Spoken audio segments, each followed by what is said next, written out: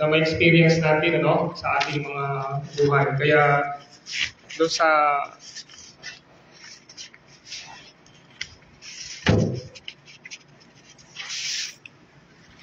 doon sa pag-aaral natin ngayon, okay, napag-aralan natin yung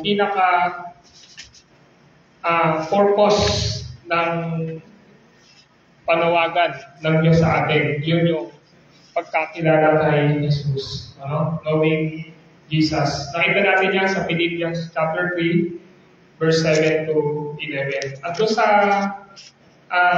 pagkakilala kay Jesus, maraming mga questions na natutunan tayo.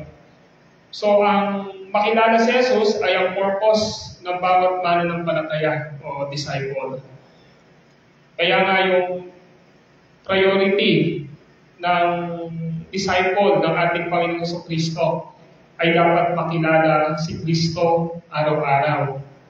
So nakita natin yon na kung saan kailangan natin magkaroon muna ng katiyakan na tayo ay mayroong kaligtasan at tayo naligtas sa pamamagitan ng Ebanghelyo ng ating Panginoong Jesucristo. Meaning, His death, resurrection, and of course, kasama po yung burial. At saka yung paniniwala na aral ng Biblia na He is a holy man and He is a holy God.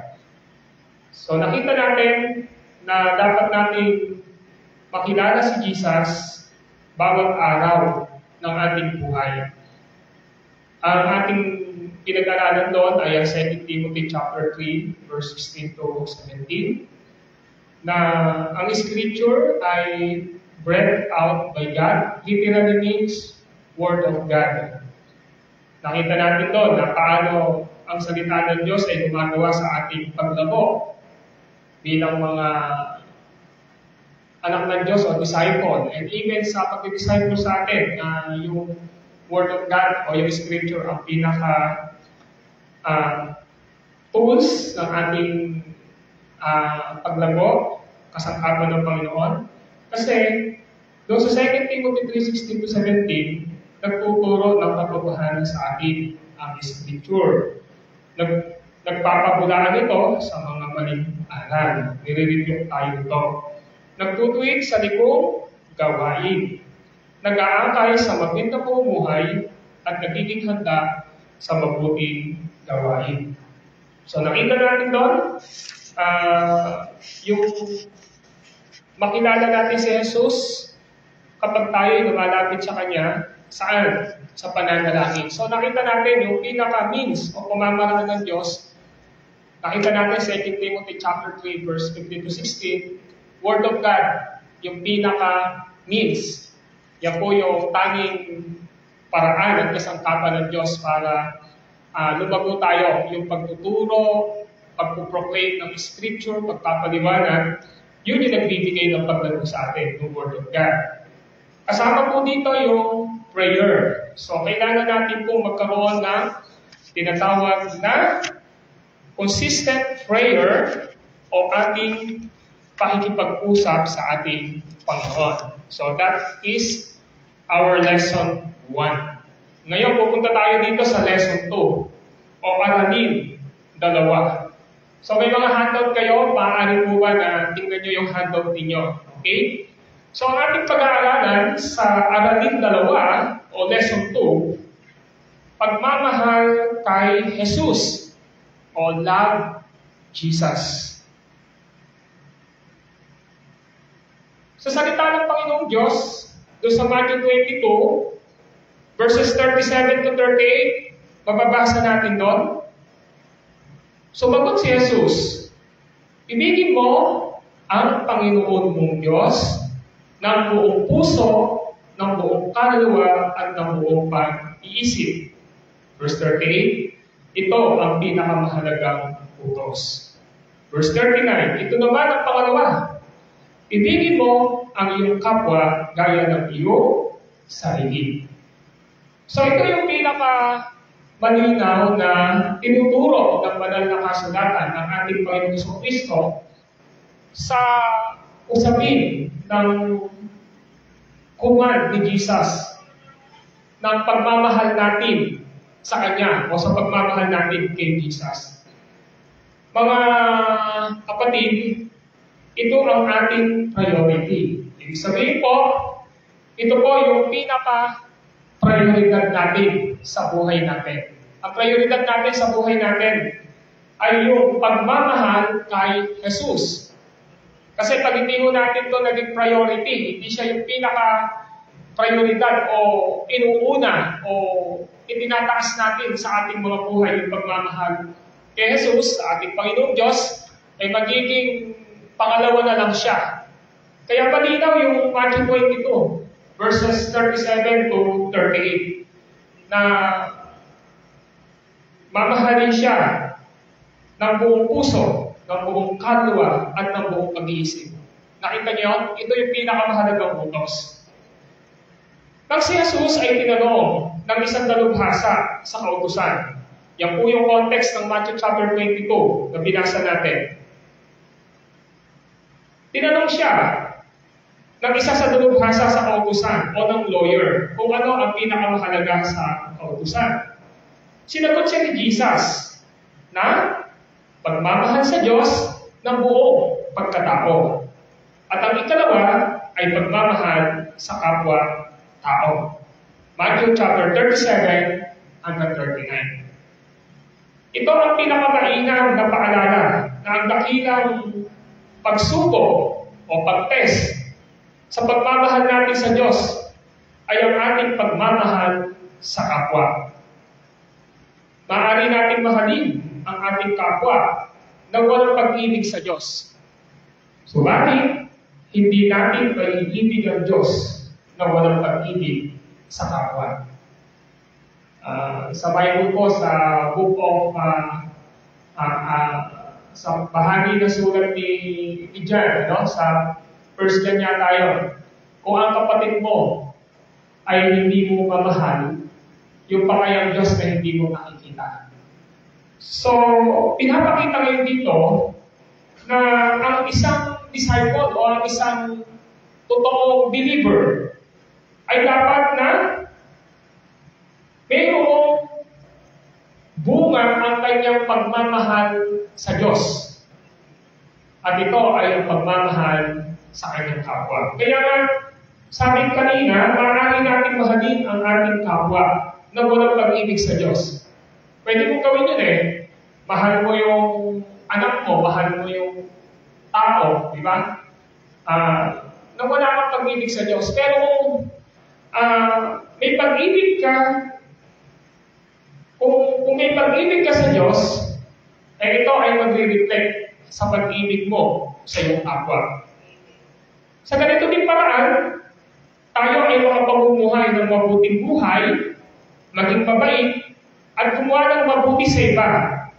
At kahit nga sa church o kaharian ng Diyos, ay kaya gumawa ng mabubuting bagay. At totoo, kahit nga sa mga kabutihang ito, maaaring hindi natin tunay na lululuwalhati ang Diyos. Ulit ito. Kahit na minsan, tayo ay gumagawa ng mabubuting bagay sa kapwa natin o kahit na sa gawain ng Panginoong Diyos. Pero posible at totoo din po na kahit na gumagawa tayo ng mga kabutihan ito, pwede rin, maaaring hindi natin tunay na naluluwalhati ang Diyos. Dahil sa motibo, nating walang tunay at dalisay na pag-ibig sa Diyos. So, pwede pala tayong pumunta sa church. Pwede pala tayong maglingkod sa Panginoon. Pero pwede rin na ginagawa mo yun.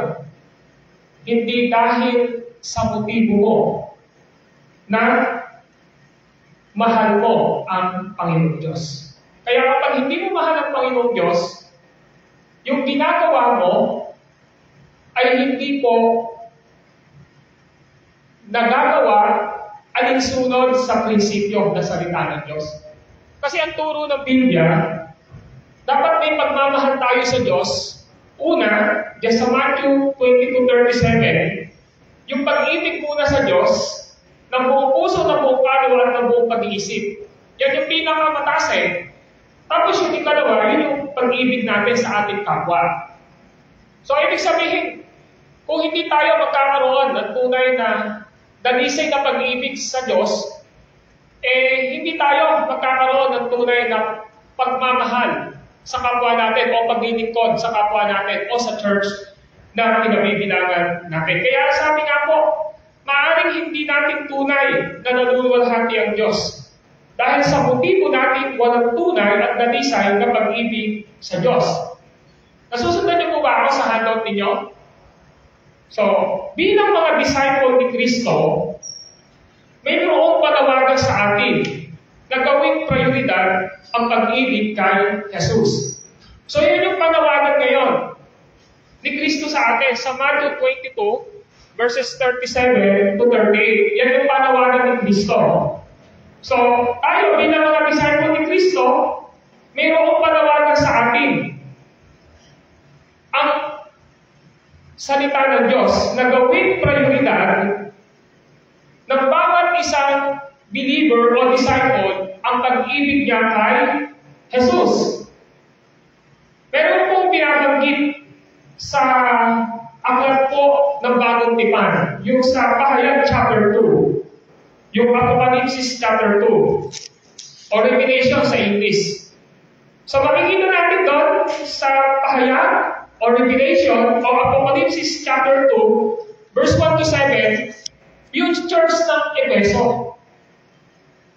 Na yung Panginoon, inakusahan ang church ng Efeso o ang mga mananampalataya doon na hindi nila mahal ang Diyos. Pero ang sisipag nila. Tingnan natin at ating ito suriin. Sa Pahayag chapter 2, buksan po natin ang ating Biblia. Pahayag chapter 2 o Revelation chapter 2, verses 1 to 7. At ganito po ang ating makikita doon. Para makita natin yung kabuuan ng ating passage ngayon. Pahayag o Apocalypse o Revelation chapter 2, verse 1 to 7. Mula po sa magandang balita Biblia, ganito po ang sabi ng Word of God. Isulat mo sa anghel ng iglesia sa Efeso. Ito ang ipinasasabi ng may hawak na pitong bituin sa kanyang kanang kamay. Ang lumalakad sa gitna ng pitong ilawang ginto. Verse 2. Nadadaman ko ang mga ginawa mo. Ang iyong mga pagkabagal at pagtsatsaga. Alam ko nabubuhi ka sa masasama. Sinubok mo ang mga nagpapanggap na apostol at napatunayan mo sila'y bulaan. I begin din. Alam ko rin matyaga ka, nagtiis ng maraming hirap alang-alang sa akin at hindi nagkapaypay. Verse 4 po ng Pahayag chapter 2. Ngunit ito ang ipinagdaramdam ko sa iyo. Nadalamig ka na sa akin, hindi mo na ako mahal tulad na dati. Alalahanin mo ang dati mong kalagayan. Pagsisihan mo at talikdan ang iyong masamang gawa at gawin mong muli ang mga ginawa mo noong una. Kapag hindi ka nagsisi, pahiriyan ako at aalisin ko sa kinalalagyan ang iyong ginawa. Ngunit ito naman ang napupuri ko sa iyo. Kinaputan mo rin tulad ko ang ginawa ng mga Nicolaita. Kung may patinig kayo, dinggin ninyo ang sinasabi ng Espiritu sa mga iglesia. Sa magtatagumpay ay ibibigay ko ang karapatang kumain ng bunga ng punong kahoy ng buhay na nasa halaman ng Diyos. So, pansinin po natin. Dito makikita natin, pakinggan niyo po doon sa handout ninyo. Doon na po tayo sa ikatlong paragraph o saklo. Bilang mga disciple ni Kristo, Dito sa Pahayag chapter 2, verse 1 to 7, mayroong panawagan sa atin na gawing prioridad ang pag-ibig kay Jesus. Dito sa Pahayag chapter 2, verse 1 to 7, noong sinaunang siglo, itong iglesia ng Efeso ay mainam na gumagawa ng mabuti. Kaya, si Jesus pinuri sila sa mga mabubuting ginawa nila at paglilingkod. Ani Jesus, alam ni Jesus ang kanilang mga pagtatrabaho. Ay, kung nga isang Mike Timothy. Alam ni Jesus ang kanilang mga kasipagan sa pagtatrabaho sa church. So nakita niyo, alam ni Jesus masisipag sila. Pakita na dito. Masisipag sila, alam ni Jesus. Sabi ron.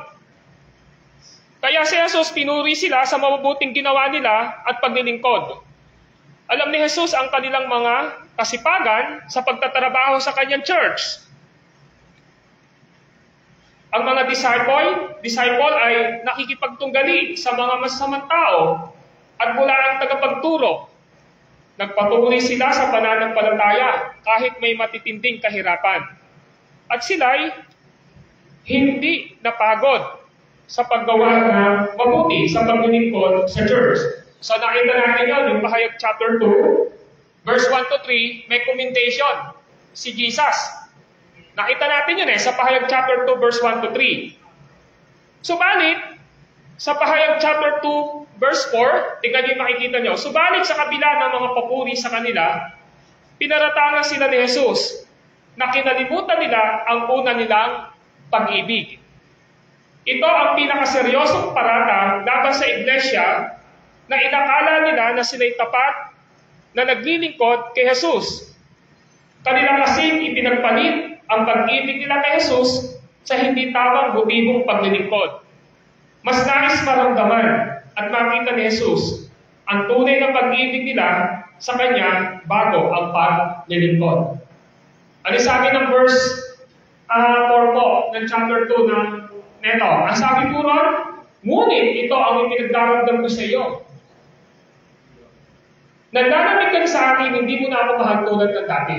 Kung titignan niyo po, maliwanag po na ang sisipag nila dun sa verses 2 hanggang verse 3. Di po ba naglilingkod sila? Pero ang tanong natin, sa kabila ng kanilang paglilingkod, meron po bang pinagdaramdam ang Diyos sa mga tao na ito na naglilingkod? Sa verse 4, meron po, di ba? Sa verse 2 nga po, nalalaman ko ang mga ginawa mo, ang iyong mga pagpapagal at pagtsutsaga, alam kong namuhi ka sa masama, sinubok mo ang mga nagpanggap na apostol, at napatunayan mong sila'y bulaan. Alam ko rin magtsaga ka. Nagtiis ng maraming hirap, alang-alang sa akin, at hindi naglupaybay. Ang ganda, di ba? Pero tingnan niyo verse 4, ngunit ito ang ipinagdaramdam ko sa iyo, nanlalamig ka na sa akin. Sa ibang translation, iniwan mo na dati mo pagmamahal. Kaya dito, nanlalamig ka na sa akin, hindi mo na ako mahal tulad ng dati. So may problema ngayon sa mga mananampalataya. Ginagawa na lang nila yun as their duty.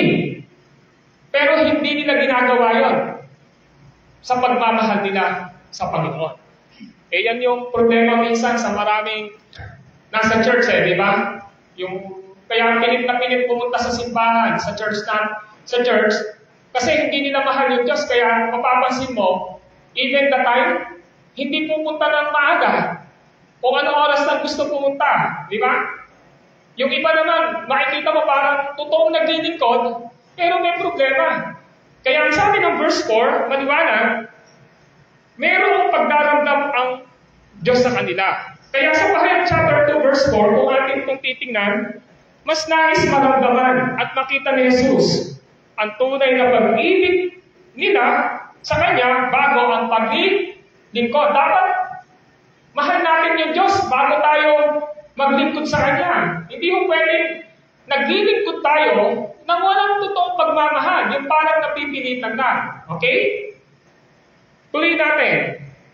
Kaya, inutusan sila ni Jesus na pag-alapin ang pag-ibig nila sa Kanya. Di ba? Inutusan sila ni Jesus na pag-alapin ang pag-ibig nila sa Kanya. Pinagsabihan sila ni Jesus na alalahanin nila ang bigat ng kanilang pagkakasala. Para kay Jesus, yung verse 4, mabigat po yan eh. Kaya minsan marami sa atin, parang tingin natin sa sarili natin, ayos na yung pagiging Kristiyano natin. Pero ang totoo, sa harapan ng Diyos, alam na alam niya kung ano yung kondisyon ng puso mo sa Kanya. Alam niya kung ginagawa mo yon. Dahil mahal mo ba siya? Tama ba yung motibo mo? Yung pang ginagawa mo, bunga ng pag-ibig mo kay Kristo. Bunga ba yon ng salvation mo? Bunga ba yon ng pananampalataya? Bunga ba yon ng Espiritu Santo na pag-ibig mo kay Kristo? Kasi kapag hindi po, ang Panginoong Jesus po, tingin niya doon, mali. Kaya sabi niya, inutusan sila ni Jesus na pag-alapin ang pag-ibig nila sa Kanya. Pinagsabihan sila ni Jesus na alalahanin nila ang bigat ng kanilang pagkakasala. Kung hindi sila magsisisi at manunumbalik sa Kanya, kay Kristo, sila ay maghihirap at tatanggap ng mga bunga ng kanilang mga kasalanan. Subalit, second page po tayo. Kapag sila ay nagsisi at nanumbalik sa Kanya kay Jesus, sila ay aari ng gantimpala sa pagiging masunurin nila. So maliwanag na pinapakita rito na ano talaga ang problema ng maraming disciple ngayon. Suriin mo yung sarili mo ngayon, suriin mo yung church natin. Bakit? Dapat ang unang tanong natin, ako si Pastor Fernan, yung pang paglilingkod ko sa Panginoon, bunga ba yon ng banal na espiritu na pag-ibig dahil mahal ko si Kristo? Kasi kung ang gagawin ko lang, duty ko lang ito, nang walang totoong pagmamahal kay Kristo, hindi ko nalulugod si Kristo sa akin. Kasi Ephesians 2:4 eh. Di ba? Kayo din naman. Kung kayo man ay nakikita ko, nakakasama ko na naglilingkod sa maraming gawain ng ating iglesia, ang una natin dapat isipin, ginagawa ba natin yan dahil mahal natin si Kristo? Dahil bunga ba yan ng banal na espiritu? Kasi kung ginagawa mo yan dahil nakikiright on ka lang, o ginagawa mo yan dahil nakikisama ka lang, o nagpapalipas oras ka kay Jesus Christ, ang sabi ko, pagsisihan mo ang mga iyan, doon sa verse 5. Gayon din naman sa mga kapatiran natin. Yung puso ba talaga natin nagmamahal kay Kristo? Ako, ang evaluation ko kung bakit minsan hindi mo sila maaya sa paglilingkod, hindi dahil wala silang oras. Hindi sila dumarating sa church ng tamang oras o huli-huli sila, hindi dahil wala silang oras. Ang usapin dito, yung kalagayan ng puso ng tao. Kaya kapag ang laman ng puso mo ay katulad ng nangyari sa Efeso, na nanlalamig ka na kay Kristo, hindi mo na siya mahal tulad ng dati. Ang sabi ng Biblia, nagdaramdam siya. Hindi siya natutuwa. At yan yung marahil mag-i-evaluate natin sa maraming Kristiyano na nagsasabing believers sila, disciples sila ni Jesus Christ, pero mapapansin natin, ang may malaking problema ay ang laman ng puso nila. Yung pagmamahal nila kay Jesus ay hindi po buong puso, buong pag-iisip, buong kaluluwa at buong lakas. Hindi ho totoo yun na mahal nila. Kaya pansinin nyo, case study pag Sunday, may mga naririnig pa ako na kapag sinabing dumalo ka pag Sunday, ba't ba nakikialam ka pa? O kaya naman sinabihan mo na dumating ka ng maaga sa tamang oras, hindi darating, magtatampo pa. Kasi may problema. Hindi dahil walang oras, kung hindi dahil hindi priority si Jesus sa buhay nila. Pag hindi mo priority si Jesus sa buhay mo, hindi mo mahal si Kristo. Amen po ba? Kapag hindi mo prioridad si Jesus sa buhay mo, hindi mo mahal si Kristo. Kapag hindi mo siya inuna sa buhay mo, kapatid, hindi mo totoong 100% na mahal si Jesus. Hindi mo totoong iniibig mo siya ng buong puso, ng buong kaluluwa, at ng buong lakas. Dahil ang totoong may pag-ibig kay Jesus ay laging priority si Jesus sa kanyang buhay. At dahil priority mo si Jesus sa iyong buhay, lahat ng ginagawa mo, ito man ay sa weekdays ng buhay mo, na wala ka sa church, gagawin mo yun dahil mahal mo si Jesus, para kay Jesus. Pagka naglilingkod tayo sa church, gagawin natin yun dahil mahal natin si Jesus. Kapag tayo ay pupunta sa mga gawain ng panambahan o paglilingkod, gagawin natin yun dahil mahal natin si Jesus.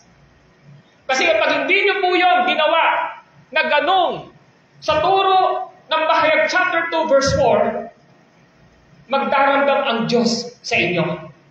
Kaya yun yung gustong ipakita ngayon dito.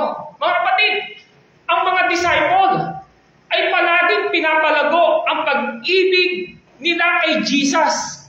Palagi po bilang tamang tugon sa ginawa ni Kristo Jesus sa krus para sa kanila. Palagi nating aalalahanin na ang init ng mga disciple ay ang pag-ibig natin kay Jesus. Hindi yung pwedeng mainit ka ngayon, bukas malamig ka na. At yan din po ay nandito sa Revelation. Hindi ka dapat mainit, hindi ka dapat malamig dahil iluluwa ka. You are not na maging Kristiyano na mainit ka ngayon, bukas malamig ka na naman, mainit ka ngayon, malamig ka na naman bukas.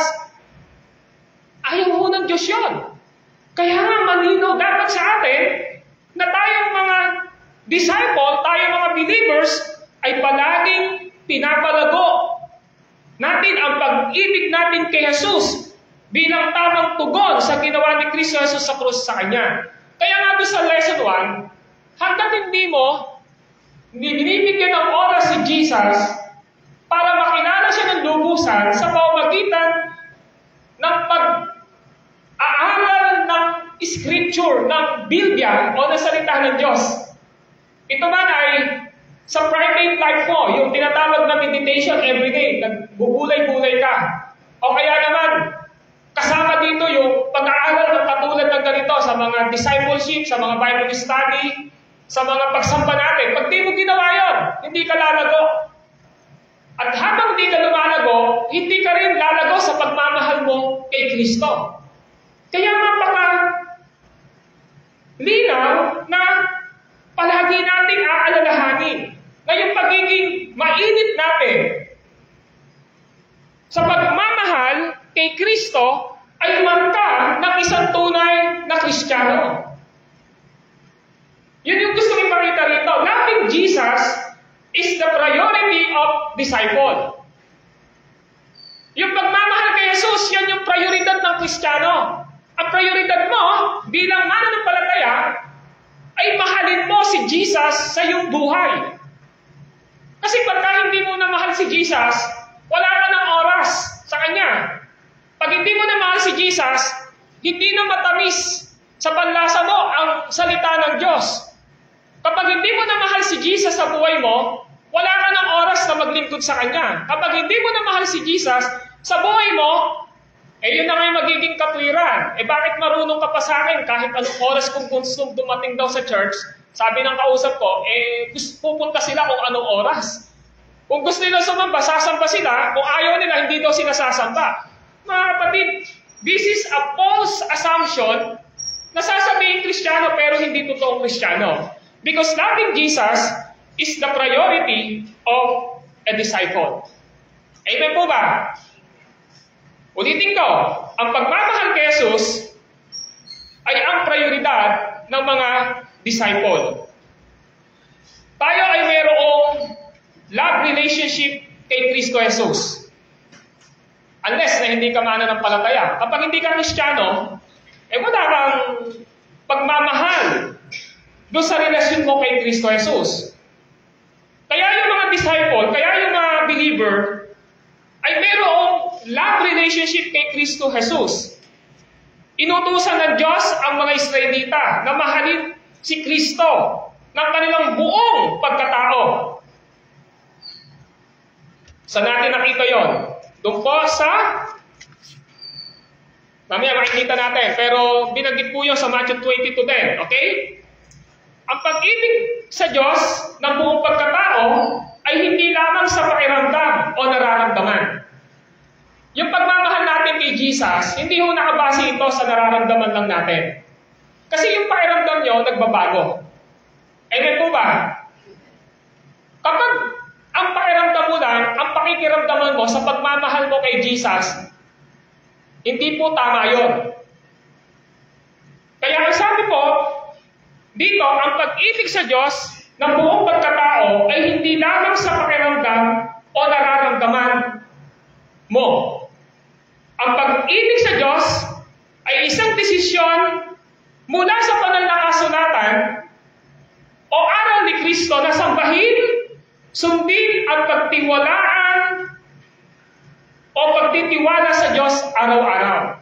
So ang pagmamahal sa Diyos ay pagtitiwala sa Diyos araw-araw mula sa kanyang salita.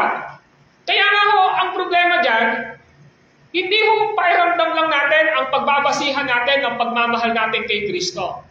Paano kung ala ka sa mood? Di ba, ala ka sa mood na pumunta sa church kasi tinatamad ka. Di ba? Paano kung wala ka sa mood na magbasa ng Bible? Paano wala ka sa mood na mahalin yung kapwa mo? Hindi ho yun. Kaya ang pagmamahal sa Diyos ay nakabase sa Scripture. Nakabase sa Biblia. Kaya nga doon sa Matthew 22, mahalin mo ang Panginoon mong Diyos ng buong puso, ng buong pag-iisip, ng buong lakas, at ng buong kaluluwa. At isipin nyo yung apat na mga pagsasalarawang ito na bahagi ng katawan ng tao. Hindi lang mo sinabing mahalin mo si Jesus sa emotion mo, hindi yun. Sa isip po natin, dapat mahal natin si Jesus. Ibig sabihin, meron tayong knowledge. Mahal natin si Jesus, saan? Sa buong buhay natin, buong kaluluwa natin, na buhay natin. Yung lakas natin, hindi mo uubusin yung lakas mo sa mga bagay na ginagawa mo sa mundong ito, kundi yung lakas mo, ginagamit mo para maluwalhati at para kay Kristo. So yun yung gustong ipakita. Hindi ka lang may wisdom para gamitin sa mundong ito, kundi para kay Kristo. Kaya, ang pag-ibig sa Diyos ay patungkol din sa pag-ibig sa kapwa. Loving Jesus should be the passion of every disciple. So, ito yung siklab. Ito yung siklab ng pagmamahal ng mga alagad. Ang siklab ng pagmamahal ng alagad ay ang pag-ibig nila kay Jesus based on the Word of God. Number 1, pagmamahal kay Jesus. Okay? Pagmamahal kay Jesus. Nakikita niyo yung handout niyo? Pagmamahal kay Jesus. Sabi dito, ang Panginoon ay inutusan ng Israel sa Deuteronomio 6:5 sa pagmamahal sa Diyos. Ang sabi po doon, ibigin niyo siya ng buong puso, kaluluwa at lakas.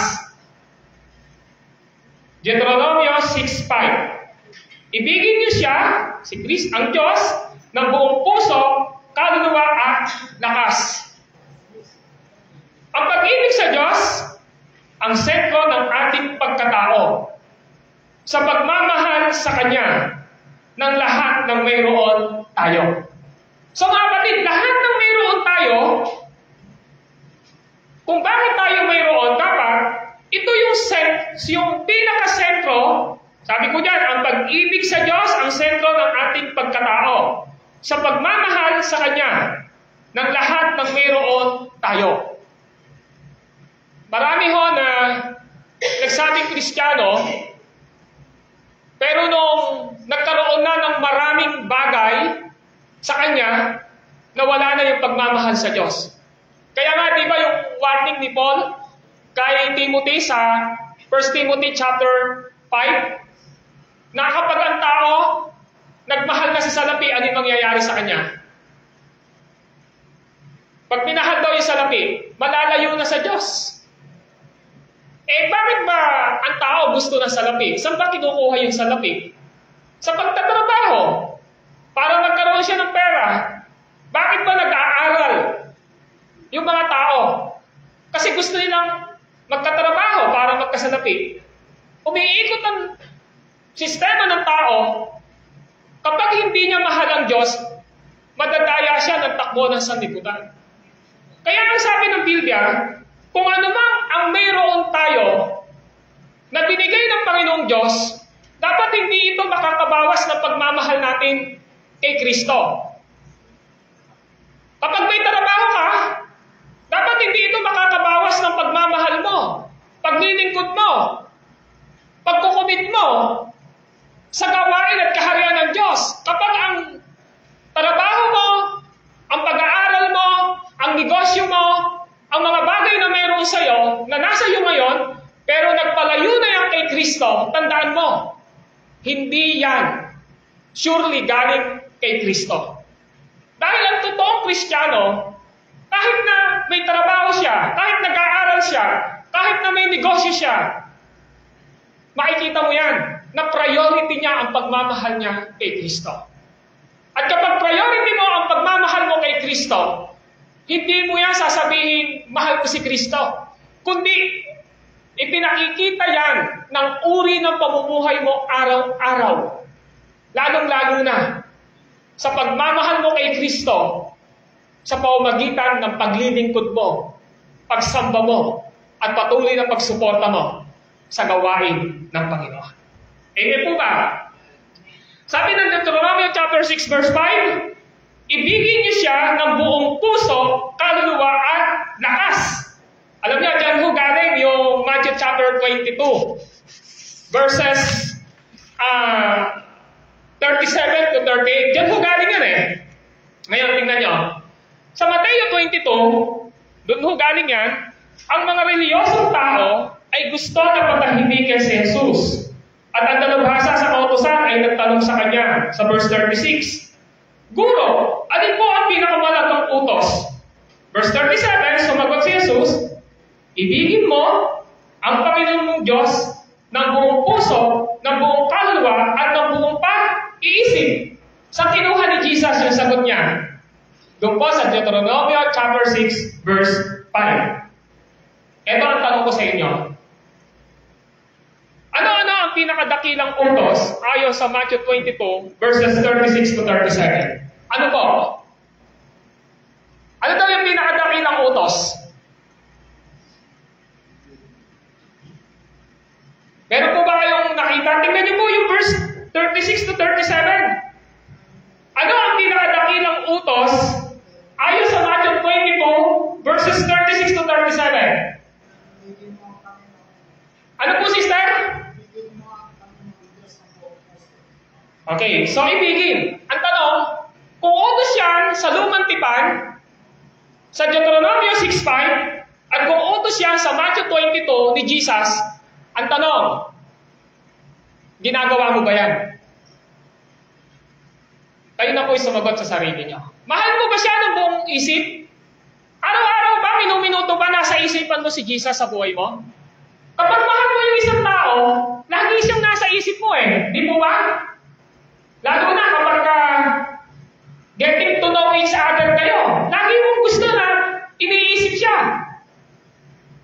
Kapag mahal mo ang isang tao, hindi mo mawaglit sa isipan mo yan. Eme po ba? Pero pag hindi mo na mahal ang isang tao, wala na po yan sa isipan mo. Tama mo ba? Kung mahal mo si Jesus, kung mahal mo si God, ang tanong muna ngayon sa iyo, minuminuto ba? Iniisip at laman ba ng isip mo si Jesus? Kayo po'y makakasagot nun. Kasi meron po yung magiging impact eh. Kapag ang laman ng isipan mo, hindi si Jesus, ang pinaka-priority naman ng isipan mo, laman ng isipan mo, love life, malilimutan mo si Jesus.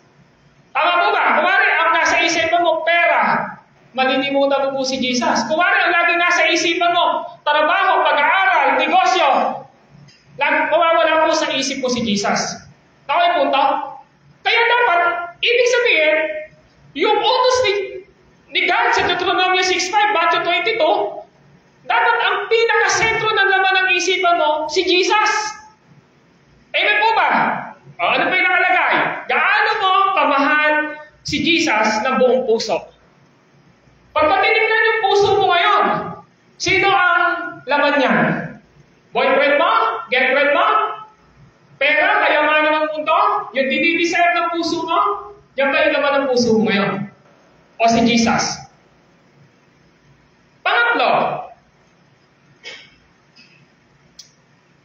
talaga bang mahal mo si Jesus ng buong kaluluwa? Pag sinabing kaluluwa, ng buong buhay mo. Kasi yung kaluluwa natin, yung soul natin, kapag nawala yan sa katawan natin, mamamatay na po tayo. Totoo ba na mahal mo si Jesus ng buong kaluluwa mo? Ng buong buhay mo? At kasama, mahal mo ba si Jesus ng buong lakas mo? Yung lakas mo, kanino ginagamit? Di mo ba? Yung lakas mo, kaya mong ubusin. 8 hours sa trabaho. Kaya mong ubusin sa 8 hours sa pag-aaral mo. Kaya mong ubusin ng 8 hours sa mga leisure ng takbo ng mundong ito. Pero si Jesus ba, binabahaginan mo ng lakas mo? Kanino mo inuubos ang lakas mo? Yan yung mga dapat natin tanungin sa buhay natin. Kasi kapag hindi mo naintindihan yan, na ibigin mo si Kristo, ibigin mo ang Diyos ng buong puso, ng buong kaluluwa, ng buong lakas at buong pag-iisip, madadivert po tayo. Magiging pangalawa na lang si Jesus sa buhay natin. Hindi na siya ang magiging priority, hindi na siya ang magiging una sa buhay natin. Mauhuli na po siya. At kapag nahuli na po siya sa buhay natin, mga kapatid, mangyayari sa atin na yung mga ginagawa niyong iyan, bakit kayo nandito sa church, ay magiging isang ritual na lang sa inyo. At yan ang ayaw ni Jesus. Sa Pahayag chapter 2, verse 4, ang sabi niya, ito ang ipinagdaramdam ko sa iyo, sa inyo. Nanlalapit ka na sa akin, hindi mo na ako mahal tulad ng dati. Nagdaramdam ang Diyos. Kapatid, ang sunod kong tanong, sa tingin mo, pag tinitingnan ka ba ng Diyos ngayon, hindi ba siya nagsiselos, hindi ba siya nagdaramdam sa'yo? Sa nakaraang weekdays mo, fair ba ang pagtarato mo sa relasyon mo sa Diyos?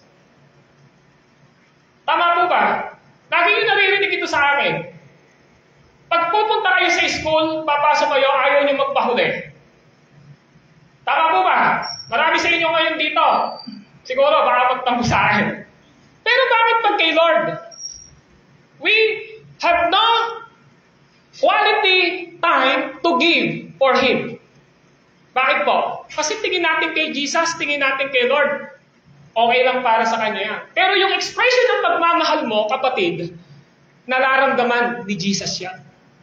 Alam ni Jesus kung gaano mo siya kamahal. Amen po ba? Alam ng Panginoon kung gaano mo siya kamahal. Kaya sabi, nanlalamig ka na sa akin, hindi mo na ako mahal tulad ng dati. Alam ni Lord yun. Alam ni Lord yung kondisyon ng puso natin. Alam ni Lord yung mga dinadamdam natin sa Kanya. Kaya, yun ang dapat nating maintindihan. Kaya, inuna niya yung pagmamahal natin sa Kanya. O, ikalawang tanong. Ano ang ikadalawang utos na ibinigay ni Jesus sa Matthew 22, verse 39? Ano po yung nakalagay? Ano yung pangalawang utos? Ayun, ibigin mo ang iyong kapwa. Gaya ng pagmamahal mo sa iyo. So, kung mahal mo yung sarili mo, wag ka pong gumawa ng, ikakasakit ng damdamin ng kapwa mo. Pero, ang pinakamahalaga sa lahat ng pag-express natin sa kapwa natin, dalahin natin ang gospel sa kanila. Ilapit natin sila kay Kristo. Tama po ba? So mga kapatid, nais ni Jesus na tayong lahat ay mag-ibigan sa bawat isa, tulad ng pag-ibig natin sa ating mga sarili.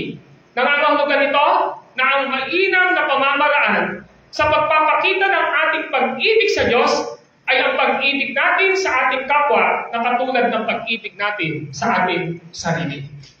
So this is the balanced teaching of our lesson 2. Loving Jesus o love Jesus. Kaya kapag ang isang Kristiyano, ang isang disciple o believer, nauunawaan niya na lahat ng gagawin niya ay motivated ng pagmamahal niya kay Jesus, hindi ho yan magre-reklamo. Tama po ba? Meron po ba kayo nakita na mahal yung isang tao nagre-reklamo? Kapag nagre-reklamo na sa iyo ang isang tao, ibig sabihin po nun, nagdududa na yon sa pagmamahal mo sa kanya o siya sa pagmamahal mo sa iyo. Wala akong nagre-reklamo na totoong nagmamahal. Tama po ba? Meron bang nagmahal na reklamador? Hindi. Ibig sabihin, si Jesus alam niya ang kondisyon ng puso natin ngayon. Kaya, posible na nakikita sa atin ang Pahayag chapter 2 na tayo ngayon ay nasa church, naglilingkod. Basahin niyo yung Pahayag chapter 2, verse 2 to 3. Sabi ganon, masipag kayo sa gawain, naglilingkod kayo, lahat ginagawa ninyo. Pero bakit pagdating ng verse 4, ito ang pinagdaramdam ko sa inyo. Nanlalamig na kayo sa akin. Hindi nyo na ako mahal tulad ng dati. Kaya pala, yung ginagawa doon sa verse 2 hanggang verse 3, hindi na nila ginagawa para kay Kristo. Ginagawa na lang nila yon dahil nauobliga sila na gawin yon para sa mga tao.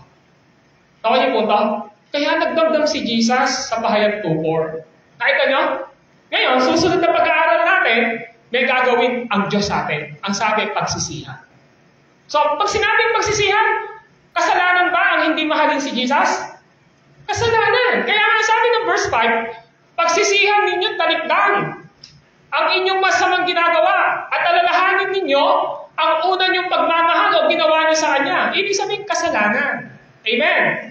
So, ibig sabihin mga kapatid, malinaw na tinuturo ng ating pag-aaral ngayon, yung pagmamahal natin kay Jesus, love Jesus, ay nagpapakita sa atin ngayon na ang pinaka-problema pala kung bakit maraming Kristiyano na nanlalamig, walang commitment, ay dahil may problema ang puso kay Kristo. At ano yon? Pagmamahal. Let us pray. Lord, maraming salamat sa oras na ito, sa mga salita nyo na amin pong napagkulay-kulayan at natutunan. I pray, Lord, na patuloy nyo itong pagpalain sa aming mga puso. This is our prayer in Christ's name. Amen and amen. We have a break. 2 minutes.